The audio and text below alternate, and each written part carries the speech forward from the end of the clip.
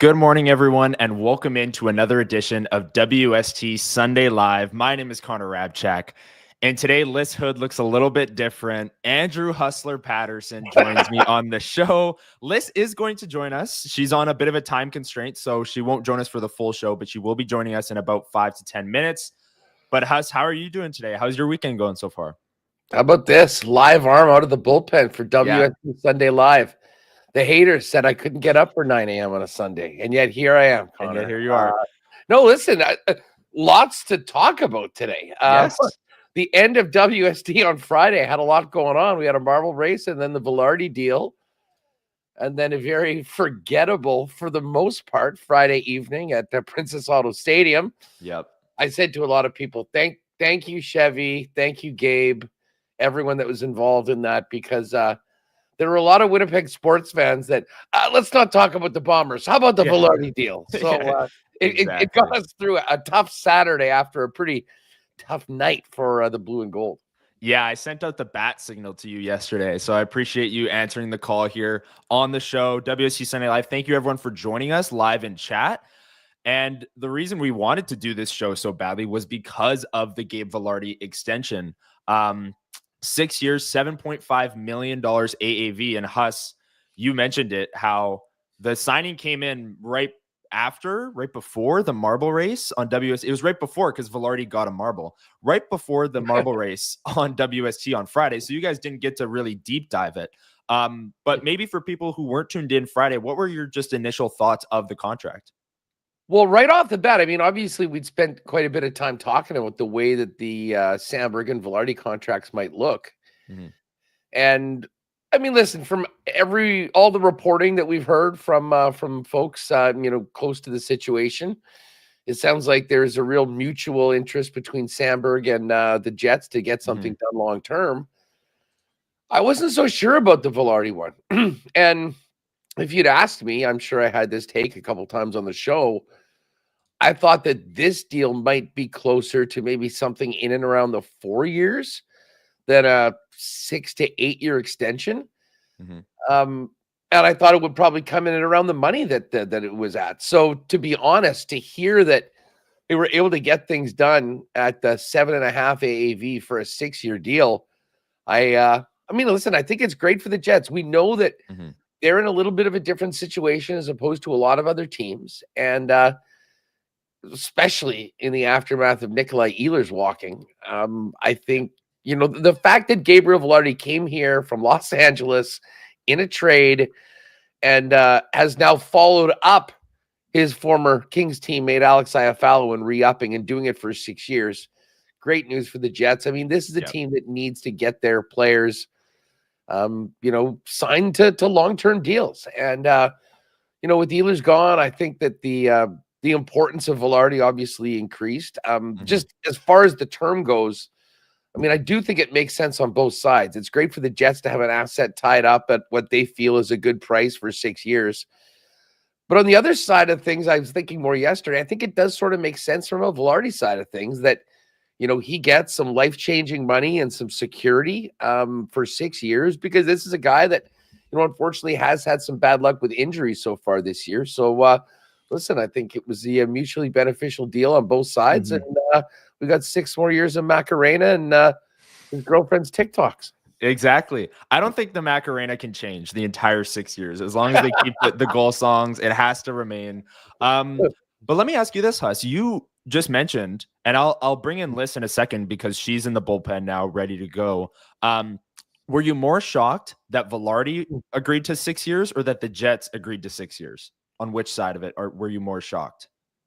Well, Vilardi, again, like ball hockey videos here, saying, I don't understand why everyone was assuming Vilardi would be a short-term deal. And I think, and he asked for what reason, I think most of us are thinking injuries and kind of the uncertainty of the injury history. So to me, it was more shocking that the Jets were willing to offer 6 years.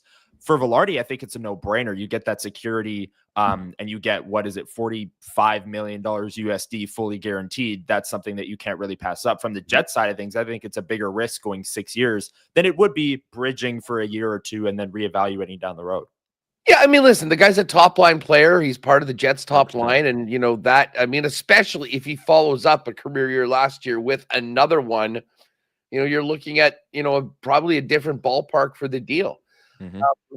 Listen, I granted there is an element of risk in this. I mean, we'll see how close Gabriel Vilardi, assuming that he's here for the next 6 years, plays 82 and whatnot. But I think he's been trending really in the right direction. And for his side of things, I mean, he does give up some potential earning power. As I said, I mean, if he wanted to go and bet on himself for a 2-year deal, for instance, and then go to free agency, you're going to be talking about potentially a very different financial marketplace in the league as the cap 100%. goes up in subsequent years. So, I mean, there's an element of, I think, sacrifice on the Vilardi side of things. But, from the Jets side, you make a good point. I mean, this less so than, other players, I think, does carry a little bit more just, injury risk. But the bottom line is he's come in here for a few years. When he's been in the lineup, he's been very effective, very important to the power play, which, frankly, I think is even more important with the loss of Nikolai Ehlers. Yeah. And the bottom line is it seems like he likes it. Part of the, he's a great part of the team. Certainly is in a great position here in Winnipeg to take his career to the next level. So good on him and the Jets for getting it done. But it really does seem like it's sort of a very smart meeting of the middle on both sides of a term that I think makes sense to the player, but also to the team at this point. Absolutely. I agree. Now let's bring in Lyss. She has a very busy weekend, so she's only going to be able to join us for a few minutes here, but we need to get her thoughts on the Gabe Valardi deal. Lyss Houde from a motorhome, an RV. Welcome to her own WST star Sunday trailer. Live. It's her own star trailer. Yeah. My own star trailer. Definitely wasn't the one servicing it with all the stuff that it needed. I was definitely the one getting all the stuff. That's absolutely what's going on here. But how's it going, fellas? How are we doing this morning? Doing great. How about you? Great work, by the way. Great work yesterday at Super Spike. I was doing the stage during the day. Lyss, along with the entire team there. What an amazing event. But very impressive that not only with the late night, early morning, everything going on there, you've still got time to hit your star trailer to join us on WST Sunday Live. Oh, 100%. Because what I was talking to Connor about this, like, any other Sunday, be like, maybe we can, figure something else out, whatever. I gave Vilardi 6-year contract extension. Come on, like we got to chat about this, and I think you guys have hit the nail on the head with a lot of the points you've already brought up. But there's so much to dissect about this player, what he means to the team, what the deal looks like, and everything. So, what were your initial thoughts when you saw that notification come across your timeline? 6 years, 7.5 million AAV. And I'll ask you the same question I just asked Huss. Are you more shocked that the Vilardi camp was willing to go 6 years or wanted to go 6 years, or are you more shocked that the Jets were willing to go 6 years? Yeah, I mean, I think the thing with this one is going into it, even before this contract was signed, it was always like, to me, for example, last year, going with Cole Perfetti when he was, I thought if they bridge, the player wins. If they go long term, the team wins, because control your assets, long term, whatever. To me, there was very little, like, when we sign contracts, oftentimes we see, okay, lots of money, player wins, team loses, like lose, win, lose, win. This one, there's so many different angles you could take with it, because I saw risk and I saw benefit to going short and long term for both camps, right? And I think we've probably addressed all those different points. You talked about the injury history, whatever. And to me, it comes down to high risk, high reward for Gabe Valardi as well. And to me, going 6 years, which to me 6 years is probably one of the most interesting terms in the entire NHL, because it's like, why not go the full 7? Why not go the full 8 if you can? And also, It'll be it's 31 when it comes up. So, right. 8 years takes you to 33. Yeah. I don't know. At 31, there's you had some bargaining power left for sure. Yeah. No, that makes sense. Yeah, no, absolutely. But I think to me, this is Gabe Valardi not accept. This is the lower risk situation. Obviously, a 7.5 million is a pretty tidy payday for Gabe Valardi. But like Hess said, say you were to kick the can down the road for another year and he has another great year, this is a player that has the potential to, quite literally, in my opinion, cross the 8-figure mark if he were to stay healthy and actually pot as many goals as we know he's capable of doing. Connor, at the beginning of last season, I think you predicted that he might have a 40-goal season. He's a guy who could do that, right? Like, Good that's memory. and that's fully within the realm of possibility. And if that's actually the case, like, goals don't grow on trees. This is what we say about Kyle Connor too, right? So I think this was, it could end up being a massive steal of a deal for the Winnipeg Jets. And, not to use a Thomas Drancism for the Hockey PDO cast, but entering this cap era, controlling your assets is the best thing you can do. So I think it's a real tidy piece of work from both parties. I'm very excited about it. Absolutely. Yeah. And let me just bring up this graphic here from Jay Fresh's website on how the contract will age, because we've mentioned it a few times already. Here is, adjusting for inflation as this deal progresses. So it's a $7.5 million AAV, but the cap is rising so much that that's what it really would count against in this year's salary cap. That's the equivalent as we get into this new cap environment. And everyone always talks about the cap is rising, the cap is rising. All these players are going to make all this money.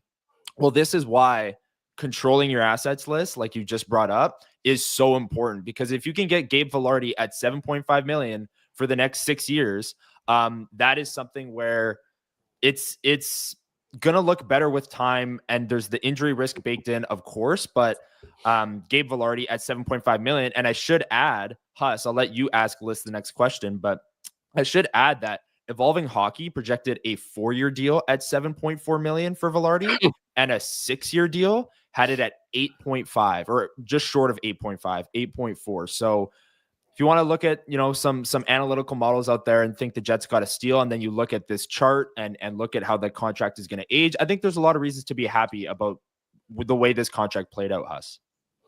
Oh, listen, for sure. And that graph's really interesting in that, in real dollars in 2025 times, I mean, you're talking about 5.2 at the end. And yeah, this it is important. And Jay Miller just said Gabe's 25. Mm-hmm. This is important to mention. I mean, this is not a deal at the end of the first contract out of the ELC. This is it. Like a long-term deal.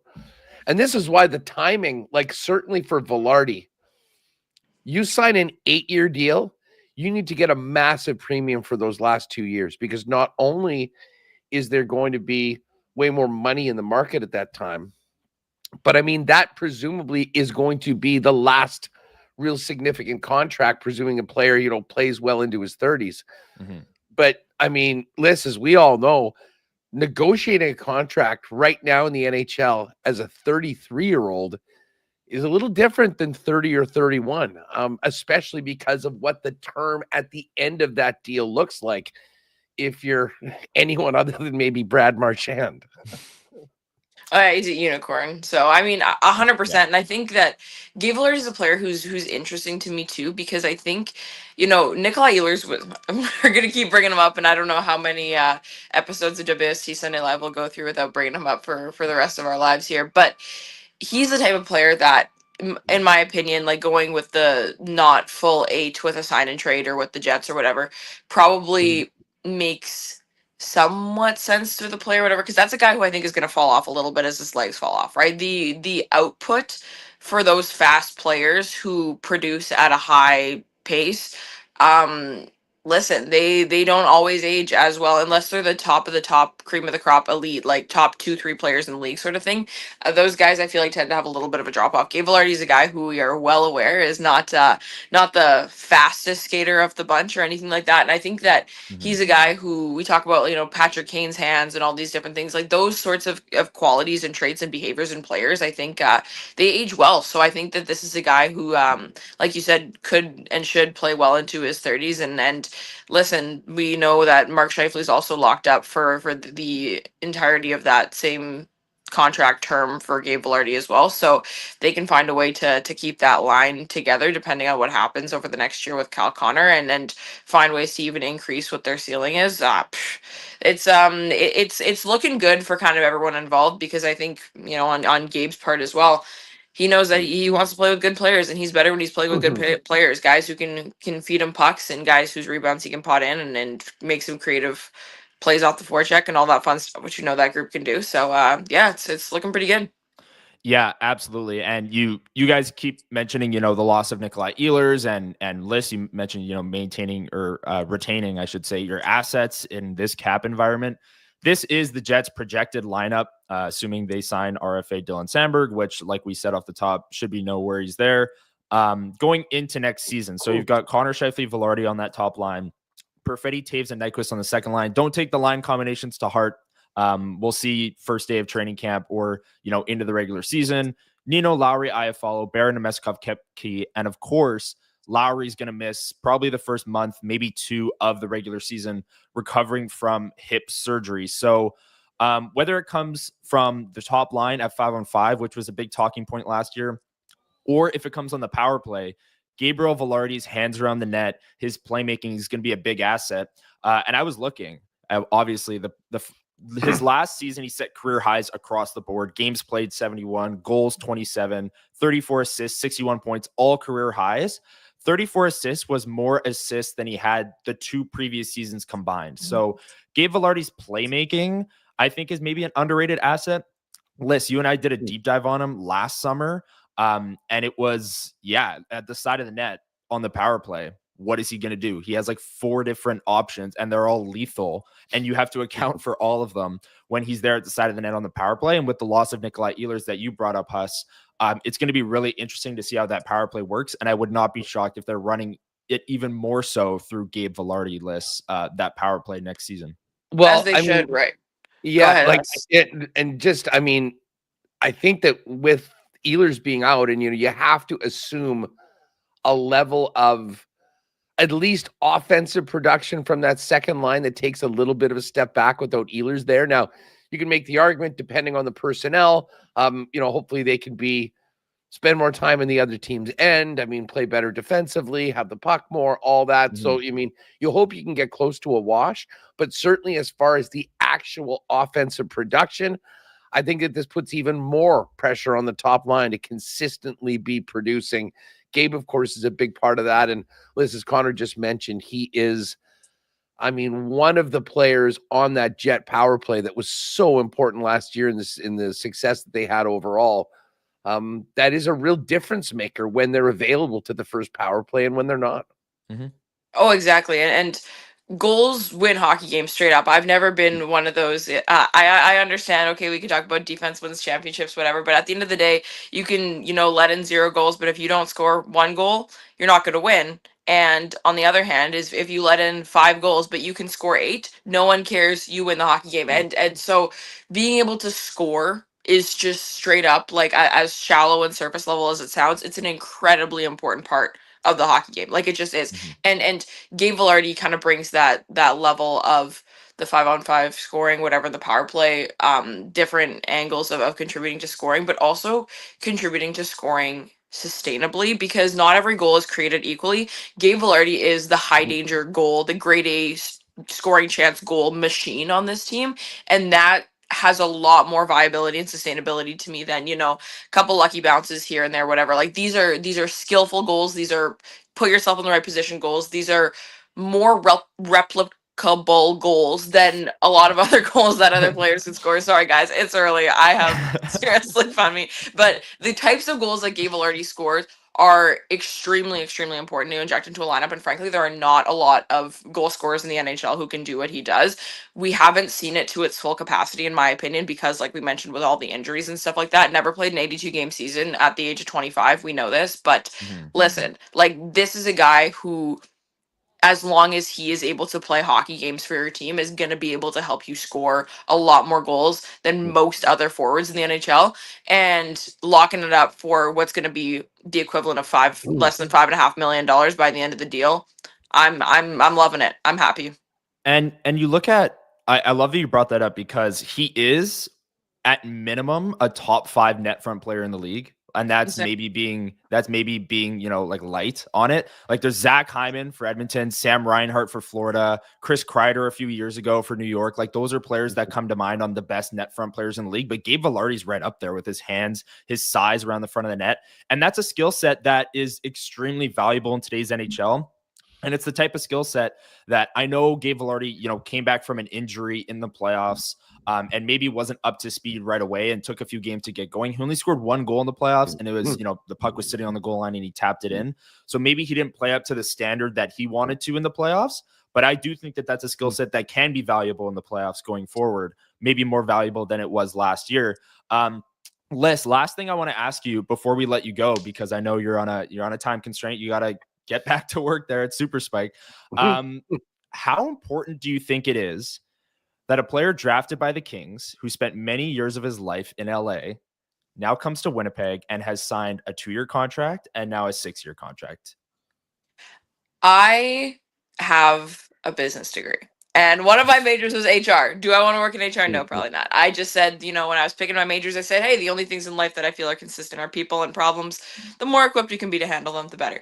And so many organizations, like right now, job market, whatever, everyone's always like, we have a talent acquisition problem. What can we do about talent acquisition? How can we get more people to come work for our company? And the way I always look at it is, if you dig a little bit deeper, oftentimes people are asking that question because they actually can't retain their talent. The reason they have so many holes they need to fill is because people aren't sticking around. Talent retention is much more inexpensive than talent acquisition. Talent retention can really help, maintain wealth of knowledge within organizations, whatever. And I'm not just talking about like public accounting firms. This fully applies to hockey teams as well. And I think that, retaining your own players, knowing what you like and being able to keep that, and having internal video, knowing the player, knowing the guy, how he ticks, what makes him work, and all that is huge. And especially when, you like what you see, which they clearly do with Gabe Valardi. And so that is just in and of itself the idea of keeping a guy in an organization. And so that applies to anything. But like you said, a guy who was brought here, and I will always say this about any trade, it's not a Winnipeg thing, against his will, right? Like, this is something that this wasn't a destiny that was controlled by him, nor was getting drafted by LA. I understand that. But signing 2 contracts here, first a bridge and now a long-term deal, that's intentional. That is fully deliberate. And I think it's really important for the Winnipeg Jets to focus on that talent retention, and they have done an exceptional job with it. Nikolai Ehlers walking on July 1 is not a situation we've really seen the Winnipeg Jets in for the last 15 years. That's insane. People talk about how nobody wants to play in Winnipeg, whatever. Free agents over a certain caliber, like star free agents, don't walk away. Yeah, okay, it's good asset management by the Winnipeg Jets to trade them if they think that's a possibility. We've seen it happen many times with Trouba, Laine, whoever you want to name. But that was never happening when they No. were first in the NHL at the deadline. Like that was never exactly. Yeah. So I think it's massive with both him and Alex Iafallo. And listen, like, these are guys who are maybe from climates who are a little bit more like Winnipeg than LA. So, we don't have to necessarily they're not, it's not the same thing as Meg coming in from living her whole life in Orange County, right? I understand that. But yeah, I mean, having a nice house in Calabasas with, palm trees in your backyard, and I would struggle to walk away from that too. And it looks like, players are more than happy to do that, to play for a team that values them and that they feel that they can win with. And we've seen it a couple times here. It's massive. And I don't care if it sounds a little bro or not. I like it when people want to play in Winnipeg, and I'm glad Gabe Valardi does. Yeah, and Bryson commented this a lot earlier in the show, but I want to bring it up now because you talked about that talent retention. Scheifele, Hellebuck, Vilardi, Pionk, all on long-term deals, all expiring in 2031. And I'll say it right now, Dylan Sandberg's going to be added to that list as the summer moves on here. I think he will get a deal that is going to be 6 years or longer. And that is something that I think should be celebrated if you're a Jets fan. And Lyss, that's a great point that you bring up there. And we're going to let you go. It's 9:25. Huss and I have got it from here. Enjoy the rest of your weekend and have a great time at Super Spike there. Have a blast, boys. We'll see you later. Take care. Thanks, Oh, there we go. We almost lost Huss as well. There we go. Okay. Thank you, Lyss, for joining us this morning. Really appreciate it. Huss, I brought up Dylan Sandberg, and we will get to him in a second. I want to ask you, your final prediction on his contract. But I think now's the time to talk about Blake Wheeler. Okay, hold on a sec. Just one thing, just to wrap up Vilardi. Sure, let's do it. And to your question to Lyss. Yes. Like, there's a couple angles, and I think she you put it very well, in that, the bottom line, regardless of where you are in this league, there is an onus on teams to develop and maintain and keep their own players, especially 100%. Out of like in RFA situations where the teams have, the advantage to get guys done long term. But I mean, we all deal with this narrative that is out there for whatever reason, that the facts contradict, but we still hear, oh, no one wants to play in Winnipeg. And I don't think this is ever really going to change anything on the 1st of July. I mean, there's the cold, there's the taxes, there's all those things that are not going in Winnipeg's favor. But within the team, keeping guys like does this contract happen if Scheifele and Hellebuck weren't signed to the extension that they were? Pionk, like, if there wasn't already a trend of players staying, do you wonder? Bottom line is they're doing what they have to do right now. I think this was a real sweet spot in between the needs of both players. And the fact that this is still part of the Line A trade tree, where you've got two very important players, and Iafallo and Vilardi, now signed both for 3 and 6 years moving forward. Yep. It's big for the organization. And it also, even if it doesn't generate much, free agency wise, the message within the room is huge to the organization, to the fan base as well. And as I say, I think Vilardi has the opportunity to come in and outperform the contract, but at the same time also gets that security. So I'm just happy it gives us some more ammunition against the fake news of guys not wanting to play in Winnipeg. Another great example of it. And it's not like the Jets had to overpay $2 million a year to get him to ink up for the 6th. That's the shocking thing. I'm going to bring up the Athletics player card that Dom Luszczyzn posted on X yesterday. Gabriel Vilardi has $7.5 million contract. His market value is $9.6 million. You look at the numbers, offensive rating, defensive rating, the net rating, 91%. And they have that projected net rating trajectory up on the screen there of what, his market value might be over the next couple of years. And on the bottom line there, it says market value and how that might change. And he might be a $10 million player. And that was something that we just talked about before, where if Gabe Valardi bridged, had 2 healthy, productive seasons, there's no doubt he gets more than $7.5 million AAV on a long-term deal. And right now, the Athletic and their model projects him as a $9.5 million player on the top line. And when he's in the lineup and contributing to this team. So that is, you look at all these models that all projected a higher contract than Gabe Valardi got. You look at this and how this will age over the next number of years. And it's hard not to be happy, excited, whatever the word is you want to use about this Gabriel Vilardi contract and what he's going to bring to the Winnipeg Jets over these next 6 years. Huss, anything else on the Vilardi deal, or let's move on to longtime Winnipeg Jets captain Blake Wheeler retiring? Let's talk about that for a bit. So yesterday announced his retirement. Over 1,000 games in the NHL, a lot of them, and a lot of points and a lot of great memories with the Winnipeg Jets here, especially on that 2017-18 team when he was a 90-plus point player at the peak of his powers. What jumped to your mind when you saw Blake Wheeler retire yesterday? What Jets memory maybe jumped to your mind? Well, I mean, first off, I found it a little weird that just sort of dropped on a Saturday afternoon. Me too. But listen, now that there's been a little bit of time between Blake's exit from Winnipeg, and we always knew that was going to happen. There's a lot of things happening around the team, and fairly or unfairly, when Bones came in, he sort of started at the top with removing the C, and then obviously Blake wasn't around the following year. But when you look back at his time, he's arguably the top and most important Winnipeg Jet. I mean, over the course. Now, I think if we're ranking players right now, Hellebuck is going to be number one. And as Scheifele with his extension stays, probably when we will look back, the hierarchy will have Wheeler below those guys once their careers are done. But, I mean, Wheeler came in the first year and played, 11, 12 seasons with the Winnipeg Jets, and was, in a lot of ways, the top player for a long time. Obviously the captain, In some ways the culture carrier of the team. Now I think there were some pros and cons to that. I think in retrospect, when we look at it all, but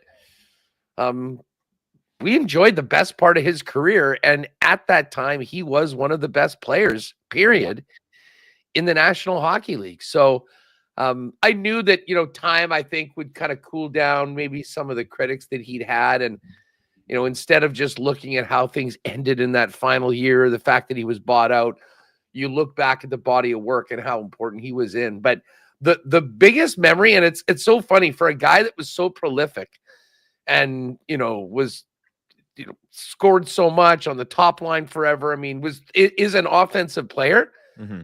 My number one Blake Wheeler memory goes back to, I guess it would be the 15 season when Andrew Ladd was he traded in 15 or was it 16? I want to say 16. That makes sense. I can find that out. End of the season, Jets are not making the playoffs. There's 5 games left or whatever. We're in Dallas. I am in Dallas in the press box for the game. The Jets are hanging on to, basically, they are not eliminated from the playoffs, but for all intents and purposes, they had been. Right. And Blake Wheeler got run in to the boards where the door to the bench opens. Right. And I remember in real time going, oh my God, like this is not only a terrible injury, but something that could be absolutely catastrophic. I mean, it was horrible to watch in real time. It looked like this would be something that, it's going to be out for a long time, end of the season, whatever. And then with like 2.5 minutes left in the game, Wheeler drags his ass out of the dressing room, comes back on the ice, and is out there doing everything he can to try to help his team get a goal. And I remember saying in real time in the press box, and the next day on Winnipeg, or on I guess it was H&L or whatever it was at the time, that to me that was the moment when there were absolutely no questions as to who the next captain of the Winnipeg Jets was. And listen, he took that opportunity. He took that responsibility when it was placed on him, and was a massive driver in taking this team to the point of a real legitimate Stanley Cup contender, albeit falling short in 2018 in the conference finals. Yeah, I remember that now that you kind of walk through it, him crashing into the gate like that. Unbelievable. He had the ruptured, I'm not going to say it, but the ruptured, we all know. He had 70 assists in 2018-19 with 91 points. Like 71 of those were assists, 68 the year before, 18 assists in 17 playoff games in that deep run, 3 goals, 21 points. He was and still is the best passer I think I've ever seen. Like him working the half wall on the Winnipeg Jets power play when it was Wheeler, Scheifele, Byfuglien at the top, Laine on the circle. Like that was so special to watch. And he could see the play develop before it ever happened. He knew exactly where to pass it. It would be tape to tape. It would be flat. And it would be the perfect shot from Mark Scheifele or Patrick Laine or Dustin Byfuglien from the top to one time. And that's why that power play was so dominant. And yeah, I agree with you. There's the captaincy and the way things ended. I do think sour things a little bit in terms of like in the market and how Jets fans view him. But we can all look back and remember those 2017-18 years and Blake Wheeler at the peak of his powers and how insanely talented of a passer he was. That is something that I'll never forget because he'll be the gold standard. Like I remember talking about Cole Perfetti a few years ago, and it's like he's an incredible passer, right? Like we all see the gears turning in Cole Perfetti's head as he crosses the blue line. It's like, yeah, he's seeing the play before everyone else sees it. That's kind of what Wheeler did, but just at such a higher level and at a faster speed. And he was so fast. He was big. Like he was a great combination of like being a power forward that had incredible passing talent. So, well, you mentioned the passing and, you're right. I mean, he's, those back-to-back 91-point seasons was 68 and 71 assists. Yeah. Obviously, the finish of Kyle Connor was, a big part of that, and obviously what Scheifele's able to do. But you don't expect a player of Blake Wheeler's frame to have those sort of hands. 6'5", 220. And I mean, this was a guy that had world-class speed. I mean, he was able to burn. I mean, he wasn't the most physical player compared to many guys at his size, but he was a guy that literally did everything. And then you add in the leadership qualities of him and, what he did as the captain for such a long time and really being part of a group that, listen, did he rub some guys the wrong way? For sure. And I guess that was part of the narrative moving around that they needed to change. And sometimes you need to change things. Like, make no mistake about it. The drive of Blake Wheeler was far more a positive than a negative for the Winnipeg Jets. And that was a huge part of raising the standard under Paul Maurice that got them to a team that was knocking on the door to being one of the NHL's true elites. So a really, really unique package. And bottom line, a guy that when we look back played the majority of his career here in Winnipeg, raised a young family here. Like, knowing that he has his eyes on potentially getting into management or coaching, I do wonder if at some point, I mean, that opportunity might come here with the Winnipeg Jets, to be perfectly honest. But he's matured. He has said a lot of the things that I think people wanted to hear post leaving Winnipeg and, somewhat of a humbling final year in the league. But you look at these numbers, I mean, just shy of 1,000 points combined between the regular season and the playoffs, over 1,100 games played. An amazing career for Blake Wheeler, and a guy that when you think about Wheeler's time in the National Hockey League, clearly you think of him as a Winnipeg Jet where he played more than a decade.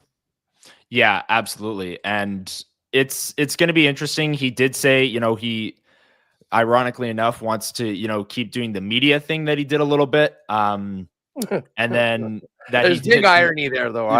That's what I said. Ironically take a moment because sometimes it is the guys that are the toughest to deal with at times with the media. And listen, Blake was the captain.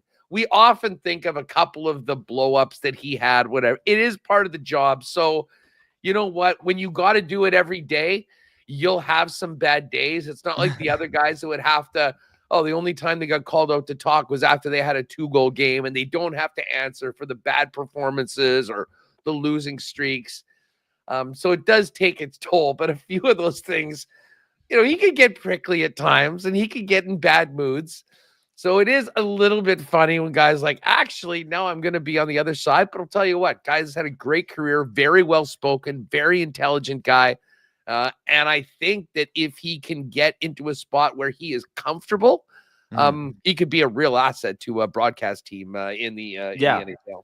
Yeah, absolutely. It does just shock me a little bit to hear him say that he wants to do that. But hey, all the power to him. And I do think that even in his hits on Hockey Night in Canada and, breaking down plays and things like that, he added an element of insight to that panel that was needed as well. And AJ here asking, I wonder if he'll retire as a Jet, kind of like a Brian Little situation. Although Brian Little announced his retirement and then retired and did the lap around and everything. Like, Blake Wheeler already announced his retirement. That was Saturday. So I don't know how this is all going to go down, Huss. I don't know if you have any.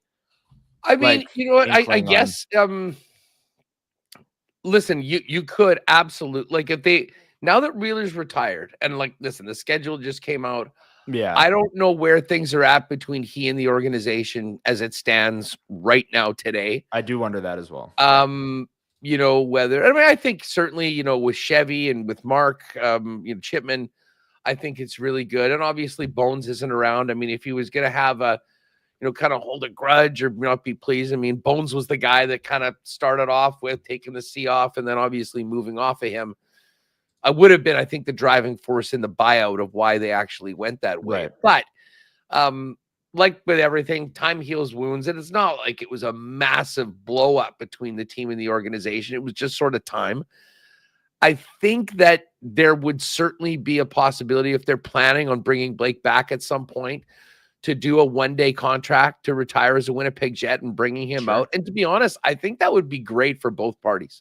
I know the Jets with Blake being such a big part of this team's history, are going to want to bring him back into the fold at some point. Do you have to wait a little bit longer? Maybe. I guess it depends on how people feel. But I mean, you could easily have, now that he's officially retired, month 2 of the season, bring in Blake and his family, welcome them back, have him sign the 1 year, the 1 day contract to retire a Winnipeg Jet, and kind of celebrate him for that. Listen, at some point, 26 is going up in the Jets Hall of Fame. I think we can all agree on that. I guess the big question is, when does that happen? Is that something, in 10 years, once Mark Scheifele's finished his career and they sort of go in together? I think the fact that he's done now, he probably goes in earlier.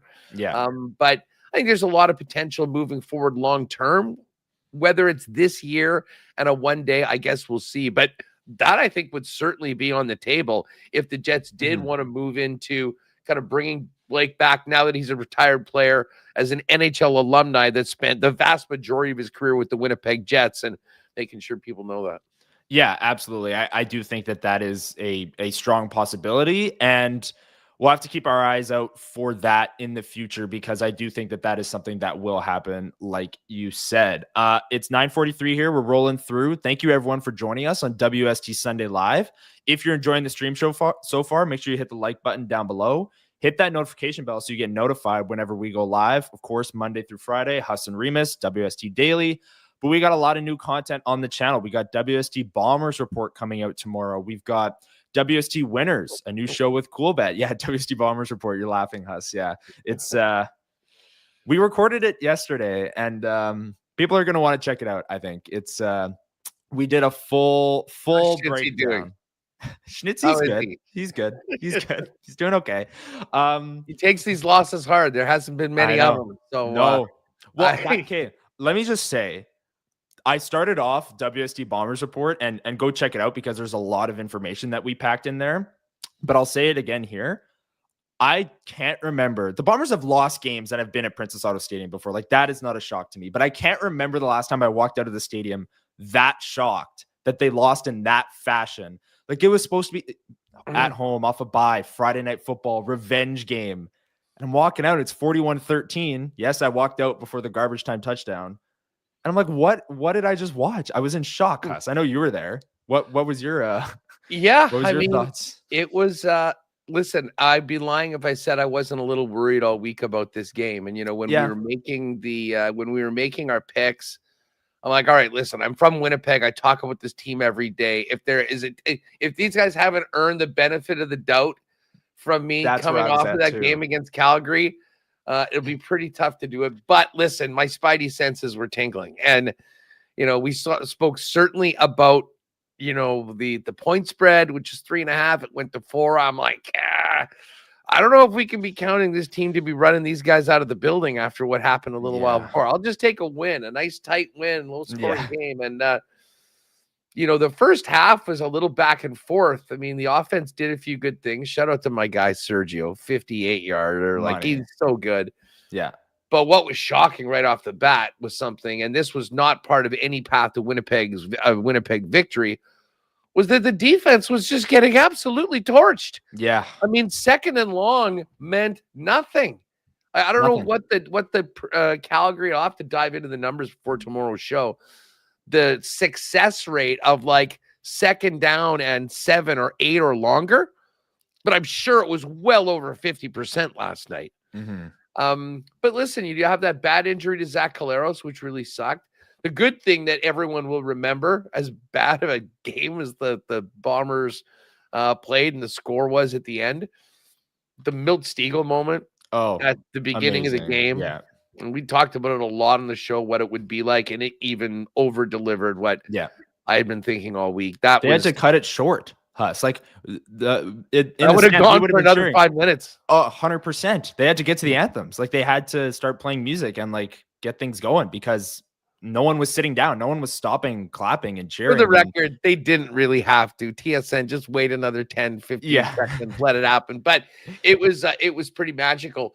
But listen, coming back into the second half, this game was very much up for grabs. And, as much as Calgary was the better team, they were playing better. They were doing they were having their way with the Bombers, offensively.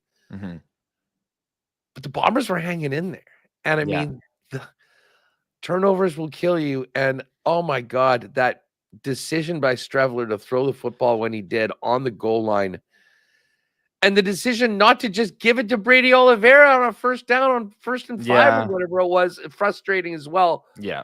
That was the game, though. Because he turned it around. Calgary's got it deep in their own zone, and they just, boom, 100 and whatever yards. And the next thing you know, like, worst case scenario, if the Bombers get a couple incompletions there, kick a field goal, it's 16-all.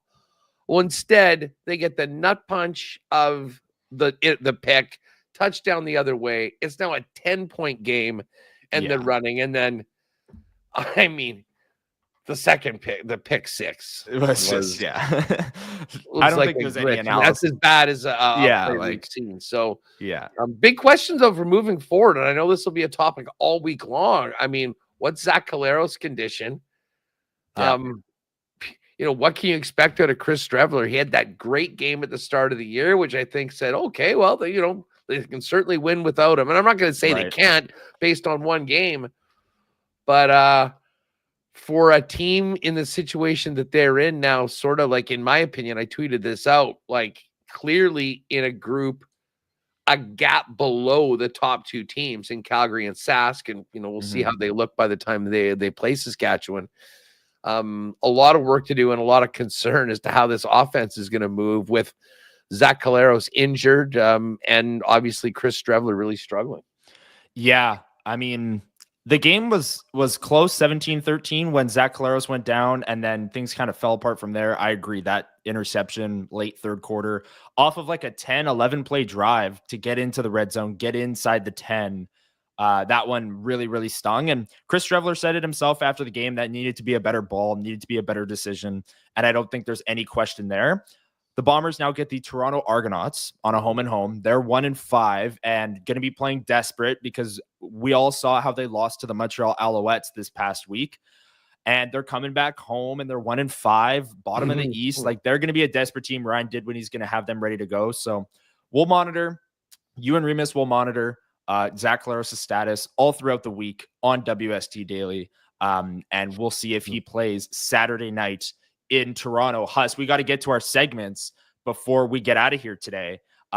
First up, trending up, down. This is a segment where we pick usually a Jets player, but maybe we'll take Bombers players who are trending up or down over the past week. And if you are here with us live on YouTube, thank you so much for joining us. Make sure you hit the like button down below and hit the comment section and drop your picks for trending up, trending down. Huss, I'll let you go first for trending up. Who's one? I mean, there's an obvious one that we spent the majority of today's show talking about if you want, but trending up could be anything. Winnipeg sports, Winnipeg sports players, Winnipeg Jets. You have the floor, my friend. Who's trending up for you? Trending up. Well, listen, I will say not only Gabriel Vilardi, but I will say the coffee shops in and around the Vilardi residence. Nice. TikTok views for Winnipeg Jet hockey fans, and the staff at the rec room, because I know Gabe's a big rec room guy. So there's a lot of ancillary benefactors to this 6-year deal for Gabriel Vilardi. So we'll go there. I'd be hard pressed to find anybody trending up wearing blue and gold after the game. After the game on Friday. That might be the latter. But I will also say trending up, the return of maybe not the return, but comedy in general. Shane Gillis doing the ESPYs earlier this week, and then of course the Great Outdoors Comedy Festival. I'm going tonight. But yeah, I'm gonna go there tonight. You're going tonight? Nice. I'll see you there. There we go. This was the craziest weekend of the summer. Oh my goodness, man. Tacos and tequila yesterday. Super Spike. They had 377 teams out at Super Spike. I mean, that event just continues to get bigger and bigger. And the crowds out at Assiniboine Park for the Comedy Fest for the first 2 days have been massive. And I guess it's a doubleheader today. Trailer Park Boys this afternoon? So on a non-sports version, that's another thing that's trending up, and just awesome summer weekends in Winnipeg, despite the result of a certain football game on Friday night. Very nice. Yes. Love all of those picks. I was wondering if the rec room was going to come up at all in our show today, Hassan. You found a way to sneak it in. I love it. For my trending up pick, I'm going to take the Winnipeg Jets long-term salary cap outlook. I brought this graphic many times. I brought this up like 4 times in the show already. I'm going to bring it up again. Gabriel Vilardi's $7.5 million AAV over the next 6 years, how it'll age with, cap going up, the cap percentage based on the projections going forward. This is a deal that if Gabe Valardi stays healthy is going to be a steal for the Winnipeg Jets. And I really like the number and the term that they got him at. So I'm going to take the Winnipeg Jets long-term cap flexibility, cap outlook for trending up after the Gabe Valardi extension. And Huss, let me just say this. I got to find a way to make this about my guy, Dylan Sandberg. When Sandberg signs his deal, I think I'm going to have to put a not safe for work warning on the cap, long-term cap outlook. That's just my guess. I think that's going to happen. I might have to do that because I don't know. Some of the numbers that have been floated out there as projections for Sandberg, I'm like, whew, they get him at that. That's a steal. So we will see. We will see. That's my pick for trending up. Huss, I'll let you go first for trending down. And like you said, I think there's a lot of guys in blue and gold that you could take here, but what do you got for trending down this week? Well, here's a few trending downs. The ice cold take that no one wants to play in Winnipeg in the National Hockey League. That took another big hit as a former LA King, signed a 6-year extension. But listen, the trending down, unfortunately, has to almost be a collective of the Bombers, because it'd be one thing if we said, you know what, it's Zach Calero. Zach's fallen off and it's him. Well, listen, he got hurt. Strevler came in. The offense was tough. But, I mean, I think if we had to take a takeaway from these last 2 games, it's there's a lot of work on Jordan Younger's desk. Let me just tell you that, because I think the performance of particularly the Bombers secondary in these last 2 games. But again, you want to help your secondary out? Maybe have your defensive line show up. Hi, Willie. I mean, if you want to talk about a non-factor for a highly paid player. So the only time I saw him was when he took the spearing penalty in the 3rd or 4th quarter there. Oh yeah, and trending down as well. Bomber discipline, like that was another thing. And again, we'll have guests on this week to get on it. But it was such a strange and un-Bombers-like performance to get run over in your home building, but also just not to have anything like the poise that this team has really shown. There was 4 15-yarders in the game last night, and that like you can't do that anytime, but especially when you're nip and tuck or trailing against a team. Don't give Calgary free first downs and field position, and they did all along. So a lot of competition for the trending down coming out of Friday night at Princess Auto Stadium. And the discipline, Huss, is something that is so un-Bomber-like. And that's something that Schnitzy and I talked about on WST Bombers Report. So I highly suggest people check it out. A lot of good information in there. And we tried to make sense of what happened there on Friday night at Princess Auto Stadium. My trending down is going to be Dalton Schoen's health. Back on the 6-game injured list. I know you and Remus broke it all down throughout the week. Stanley Bryant was on the 1-game injured list, so look for him to return. Are you looking at this comment here? How's having to wake up before? Sensey. Pretty good. Pretty good. We appreciate you coming on, Huss, saving this episode of WST Sunday Live. Like I said, I put out the bat signal. But I'm taking Dalton Schoen here and his health. This is now, I mean, last season he played a couple of games, tore his ACL on a non-contact play. This was another non-contact play. There were videos Darren Bombing was posting of him, walking around, moving around decently at practice, not running at all. So I don't think that this is, a season-ending injury, or at least I hope not. But 6-game injured list nonetheless. And I don't think it's just going to be, he's fine to go Saturday in Toronto. I think the Bombers are going to be without Dalton Schoen for a little bit now. And then Spency here was saying Kyle Walters for keeping Schoen over Lawler. The only thing that makes it hurt even more that Schoen is on the 6-game injured list, and it's not it wasn't one or the other. Lawler got a massive contract from the Ticats. Is that Kenny Lawler is averaging like 120 yards a game and has 7 touchdowns already for the Hamilton Tiger Cats. So that makes it sting. That's like the twisting of the knife. But don't still watch the my game pick. tonight, by the way. Ottawa's without their top 2 corners. So if you're Lawler, having 200 any yards. sort of if you have issues with that, whoever put that in, do not watch the Hamilton Ottawa game tonight, because I think you're gonna see a lot more Kenneth Lawler, who has been no kidding. absolutely crazy so far this season. Yeah. Well, that was trending up, trending down. Thank you, everyone, for dropping your picks down below. And like I said, if you're enjoying the stream, make sure you hit the like button. And now the final segment of today's show. Let's get right into it. One burning question. This is the part of the show where we throw it to the chat and ask any questions that you might have regarding the Winnipeg Jets, the Winnipeg Blue Bombers, whatever. I saw, who was it here? Donnie Boy mentioning that the Gold Eyes are trending down. They've lost, I believe it's 9 straight. They were 23-23 on Canada Day, and now I believe they're 25-38. So a rough stretch for the Gold Eyes. If you have any questions on anything Winnipeg sports, drop them down below in the comments. And Hust, Matt Hyman says, bet the over on Lawler. I've got to go look at Coolbet. Do they have props for tonight's game? See if the game props are up right now. One other thing, by the way, just to go back, that is trending down. Trending down, any semblance of drama on the back nine at the Open Championship. If anyone's up and watching the golf right 100%. now, Scotty Scheffler is freaking lapping the field right now. He's already 3 under through 6. And he's got a 7-shot lead over Rory McIlroy and the best of the group. Let's see what we've got here. Kenny Lawler's receiving line for tonight's game is 87.5 at Coolbet. 87.5. What's his TD number 2? -133.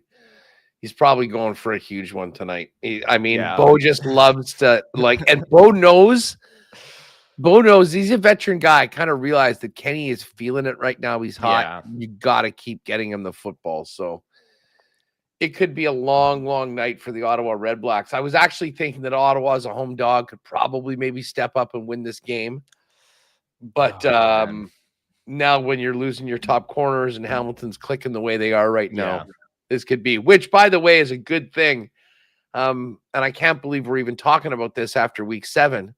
But with what Saskatchewan and Calgary have done so far this year, with the way the Bombers have looked in these 2 sort of reality check losses, there's sort of a gap to me in between the top 2 teams and the Bombers in BC. And we are already into a situation where we're not even halfway through the season. We need to start talking about the potential of that East crossover, with both Ottawa and Toronto just having 1 win, which makes these upcoming games against Toronto pretty important for Winnipeg. I mean, they aren't division games, but they very much could be impactful games when it comes to the ability of somebody from the West in 4th spot to pop over ahead of both the Argos and the Riders, or the Red Blacks. Yeah, absolutely. I think we are headed towards a crossover. I mean, BC's 3-4 and they've played 7 games. But yeah, Toronto and Ottawa both at 1-5. We'll see if they can turn things around going forward here. We do have some questions rolling in, Huss. Well, let's rapid fire through these and then let's get on out of here. Bryson with a great question here. Jets will have roughly $4 million in cap space after they sign Sandberg. Do they use it for offseason trade, deadline trade, or they don't use it? They cite Taves bonuses. Where are you at on that, Huss? After the Sandberg extension, they will have a little bit of a cushion. They have $10.5 million in cap right now. Where do you think that gets used? My best guess, I think, would be deadline trade. I think they'd bank it and use it during the season. Yeah, it is a great question, Bryson, and it is one of those ones where, I guess you can sort of give a guess on it, but to be honest, having that cap space, most importantly, gives the organization some major flexibility as to how they want to handle a number of different things. We're going to get into, let's just assume that something that, because listen, if anything is happening trade-wise, I would suggest it might be moving a contractor out. I know we'll get to the glut on the blue line on the show and on Sunday Live as we go forward.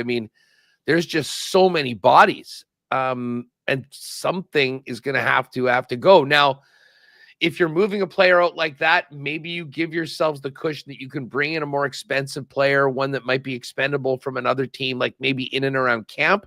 You have that opportunity. But what it does is once you get into the regular season, you're able to accrue cap space throughout the year. You're not an LTIR. So you're in a very good spot. I guess I'm sort of with you. Probably the most likely could be deadline. Yeah. But when you have that space, there could be opportunities earlier on in the season. I don't think it happens before the season right now, just considering the way everything shakes out. So yeah, I'm with you on that. That's sort of where I'm at. And listen, if they don't use it and ends up being some Taves bonuses, whatever, fine. But they don't really need to worry about that because, again, the cap's going to be going up again next year. Yeah. They have to pay a couple extra million in bonuses earned on top of the Jets. And I think if they do that, that's a good sign because they've obviously added to the roster in some other ways that the bonuses wouldn't be included in this year. And I think if that happens, it means the season's gone well and they do feel like they've got a chance to win again. Totally. Yeah. And Matt Hyman brings up a good point here. Marbles champion Matt Hyman from Friday. Well done, Matt. Brings up Taves bonuses could be deferred to next season if they reach the cap. They just kind of get kicked down the road. So if the Jets, do accrue the cap space throughout the regular season and then make a trade at the deadline and they're a cap team, those bonuses will just get kicked down to next year. And I could see that happening. And I do think this is a great question, Bryson. I think the most likely being deadline trade, but Huss outlined it well. Lot of options, and they will have that cap flexibility because, like I said, $10.5 million in cap space. Sandberg is not getting close to that, so there will be a little bit of a cushion in terms of cap space. Next question from AJ: what will Kyle Connor's, KFC's, next contract be now that Vilardi signed? Huss, over or under 10 million AAV for Kyle Connor on his next deal? Oh, it's over. Really? Okay. Well, I mean, I said, if you're going to sign him, then yeah, like like for the Winnipeg Jets. I can't wrap my head around a ton, like with the cap going up, with where we are right now, with the just the production that Kyle Connor's had the last couple of years. Yeah. Like, I don't think, like, would the Jets like to sign him for less than that? Yeah, absolutely. But well, yeah.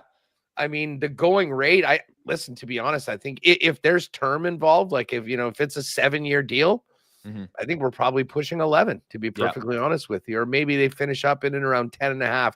It will absolutely be the first 8-figure AAV in Winnipeg Jets history if they sign Kyle Connor to a long-term deal. I don't think that's I don't think that's a question. Yeah. I'm with you on that. I did say a few weeks ago 11 million AAV, and then I walked it back. But now you're kind of putting me back on that train of 7 years, 11 million AAV. I mean, Marner just got 12 on an 8-year deal. Rantanen got 12. I don't quite think he gets up there, but I could see 11. Definitely what Matt Hyman and what you were saying here, Huss. I think it's over 10. But yeah, 11.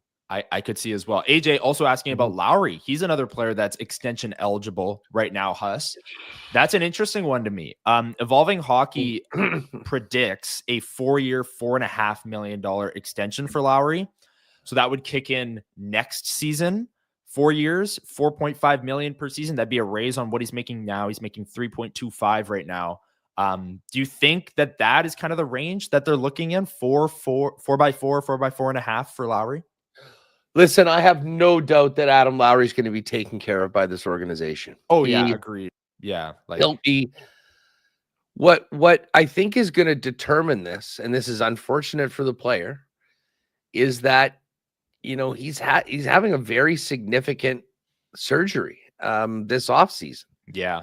And he's going to miss some time, and it's going to probably take a while to get back into, being close to prime Adam Lowry. And I do wonder what that does. Like, if this is sort of an off year or a down year for him, just based on everything, what that does to the sort of negotiating. Now, the Jets aren't going to hardball Adam Lowry. I think they're going to give him the benefit of the doubt in all these cases. And listen, on the other side of things, I think Adam Lowry knows that he is the captain of this hockey club, and as a great relationship in a lot of respects. So like, I don't think it's going to get contentious. I think the big question is just that what is Adam Lowry in the second half of the season? If he's back to where he was before, then yeah, like something like that 4.5, I think absolutely is going to be the case. If it looks like maybe Adam Lowry's now transitioning to a spot in his career where maybe he's not playing the massive minutes that he has over the last few years, he still gets taken care of. He's still going to be the captain of this team. But I do think that maybe that number comes down a little bit, and you could potentially have a 3-year deal or something like that, as opposed to a longer 4 or 5, just based on, you know, how he recovers from the injury. Because these hip injuries are no joke. Yeah. And, you know, a number of players have, you know, really felt it for a while afterwards. And again, we're not talking about 22, 23-year-olds anymore, as much as we remember Adam coming in at that age, even earlier at the start of his career. Yeah, 100%. I agree with you. I don't think they're going to hardball Adam Lowry. He's going to get taken care of. He's going to get signed. He's going to be a Jet for life. It's going to be interesting how he looks coming back from that injury, though, because we know the style of play that Adam Lowry thrives in. You know, it's physical. When he gets going, he's a fast skater. Those first couple steps maybe takes him a little bit longer to get going. But man, when he's skating full speed and he's crushing people into the boards, like he's playing a physical brand of hockey. And we'll see how he recovers from that hip, because I agree, Huss, it's no joke. And it's something that will be a big storyline when he comes back from injury. And even before that, with all the centers stepping up in the lineup, like Morgan Barron and Jonathan Taves and Vlad Nemestikov, and watching where those guys are playing for sure. That was one burning question. Thank you, everyone, for submitting your questions in the chat. And Huss, let's, before we get out of here, what do you got planned for the rest of the week? I know you're going to the comedy festival tonight. Yeah, I am. The next couple hours, we'll be watching Scotty Scheffler just completely dominate. Shout out to my pal Andrew from CoolBet. He's out with some customers at the Open right now. So he's been firing me all these picks. It just like, that is bucket list stuff. I mean, to get out there. So I'll be watching that. Some friends have a cornhole tournament this afternoon. I will pop by at that for a little bit. And then, planning on heading down to Assiniboine Park. I mean, just really busy the last couple of days. I haven't got it. Like, if you haven't been to the Great Outdoors Comedy Festival, the setup is unbelievable. I went last year. I mean, they've got the VIP tables. I don't know how many of them are there, but a great system. You order stuff right on your phone. It comes out to your table. Beautiful setting.